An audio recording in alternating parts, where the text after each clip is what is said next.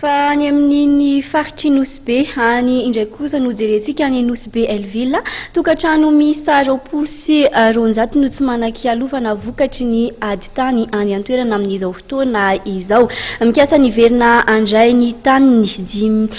ny tany izay efa nampiasainy teo aloha mantsy ny orinasa mpamokatra siramamy tao Nosy Elville Dar es Salaam teo aloha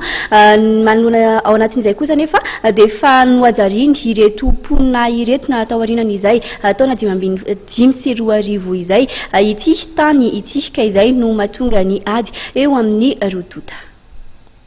Tokantrano miisa 20 sy 200 amin'izao fotoana izao tsy manan-kialofana noho ny olana eo amin'ny tany izay efa noajarian'izy ireo nandritra ny fotoana maro. Nanomboka ny taona 2010 dia nitsahatra ny orinasa mpamokatra siramamy tao Nosy Elville ao Dar es Salaam ary nanomboka teo tsy nisy nampiasa ny tany ka niraisy ny olona. Voalaza tao anatin'ny didim-panjakana fa ny tany izay mihoatra ny 10 hektara ka tsy nampiasaina nandritra ny 5 taona dia azo atao ny mampiasa azy. Taty aoriana nefa dia vaky ny ady teo amin'ireo mponina sy ny tompon'ny orinasa mpanodina siramamy izay mikasa ny aka ny tany indray. Tsy nanaiky ny zava-nisy anefa ireo mponina. Fangatanay zany satria efa nisy ihany mpanapahakevitry ny raisin'ny mpanjakana misy délibération conseil municipal midélibéré approbation ny plan d'urbanisme directeur ny tanàna Nosy dia misy décret niresin'ny gouvernement ihany koa tamin'ny 2006 mi-approuvé an'izay plan directeur Nosy zay ka tafiditra ao anatin'le zone d'extension ny tanàna le toerana misy an'le vahoaka io fa tsy hoe anaovana sandikana fa zany hoe noho ny fahatarana fotsiny teo amin'ilay fa natanterahana ny décret d'application sy ny plan d'urbanisme détaillé dia mbola tsy tanteraka aloha zay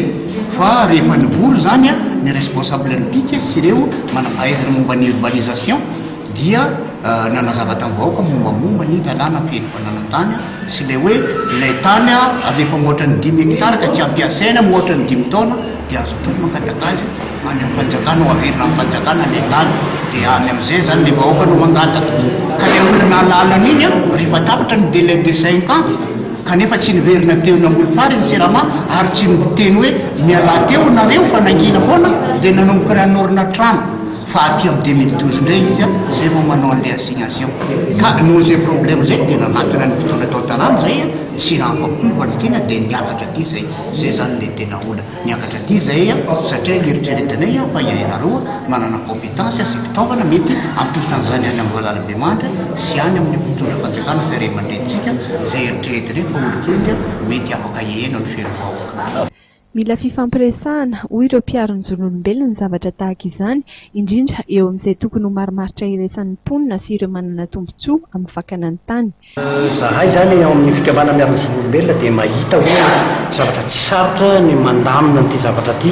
fa mila mifampiresaka ary tokony avela malalaka ny olona zany satria zay no zany miaro ny resaka liberté ihany koa hoe hiaro ny tombotsoany tsy maninona zany fa zay hoe mila mifampiresaka zany na ny siramara vahoakareo misy fikambanana anankiroa zany zay nanoratra nangataka nandefa doléance taty aminay FMTK 22 région sady OMDHL dia ny VMMM zany hoe fikambanana ny vahoaka mandroso miray ina ao Nosy Be izy io dia mangataka ny tany ao amin'ny tany sirama io koa reto olona reto koa zany dia mitaraina koa zany satria nisany nanajary an'le tany sirama io le tany sirama efa tsy atao inona hatramin'izay efa taonany maro dia maninona no apetraka fotsiny amin'izao maninona koa le izy no amidy dia anavaka vahana olona. Efa niakatra teny anivon'ny fitsarana ny olona mahakasika ny ady tany